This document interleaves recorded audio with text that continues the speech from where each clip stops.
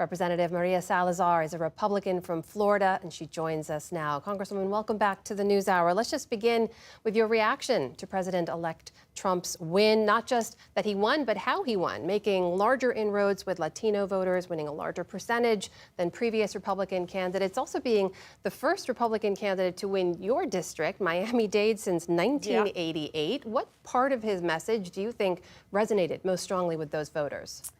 Well, thank you for the opportunity. I agree with you. This is a realignment. It's a realization by the Hispanics that the new home is the Republican Party. We're talking about that. I'm sure that we don't have the final numbers, but everything indicates that we, the Hispanic community in the United States, may put him over the top when it comes to, for instance, Pennsylvania, Allentown, Hazeltown. More than 50% of Hispanics voted for Trump. Michigan, 60% of Hispanics went for Trump. Texas, the most Hispanic county, called Stark County, that has voted Democrat for the last 130 years, 20% for Trump. And where I'm sitting, as you mentioned, Miami-Dade County, that has been a blue county for the last 30 years, where District 27 is at, that I represent in Congress, more than 10 points went for Trump. It's a big story. It's a realization that the Dems left us is not that we left the Democratic Party. And Congresswoman, what is it about the message that you think resonates most strongly with those voters? Because it surprises many that the fact that former President Trump has said insulting things about Latinos before, that he hosted a comic who made a racist joke about Puerto Ricans, that hasn't turned away more Latino voters. What do you make of that?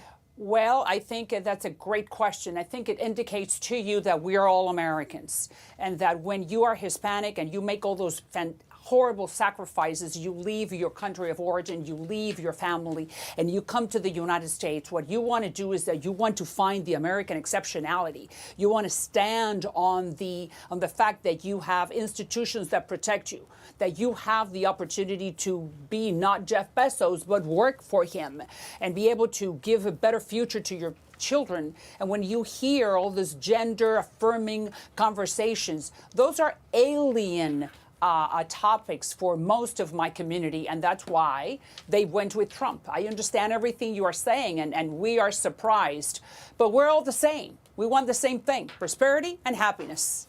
Congresswoman, we should also note that he has proposed mass deportations of undocumented people starting on day one of his presidency. There's an estimated 198,000 undocumented people in Miami-Dade County in your district. What would the sudden arrest and deportation of nearly 200,000 people mean for your community? And I love what you're asking me. You know, I wrote the Dignity Act, which is one of the only comprehensive or complete immigration reform law. So I understand exactly what you're telling me about immigration. But the problem, and I need to put this into context, when you have a Biden administration that opens the southern border for 4 years and allows 10 million people to come in, and out of those 10 million, 2 are gotaways, and out of those 10 million, you have this group called Tren de Aragua from Venezuela, which is a transnational criminal organization. Congresswoman, if I may, I know our time here is limited. I'm asking about the potential deportation of hundreds of thousands of people from your community. The deportation is going to be among those criminals who are the gang members, the gotaways, the Tren de Aragua. I am sure. Not all 200,000 undocumented in your community. Is that what you're saying?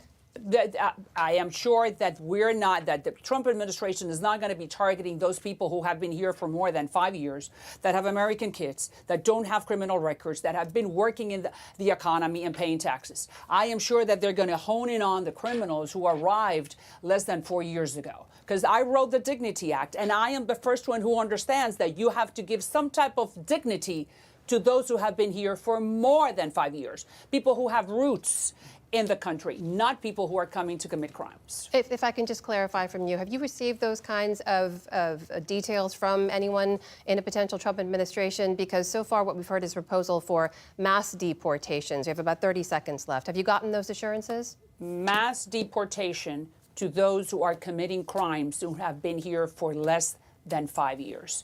You understand that you have millions of undocumented who are contributing, with the economy and are helping our country to be a better one. So there's going to be a distinction, and I'm going to be one of those voices making sure within the GOP to make that distinction. That is Florida Congresswoman María Salazar joining us tonight. Congresswoman, thank you for your time. To you.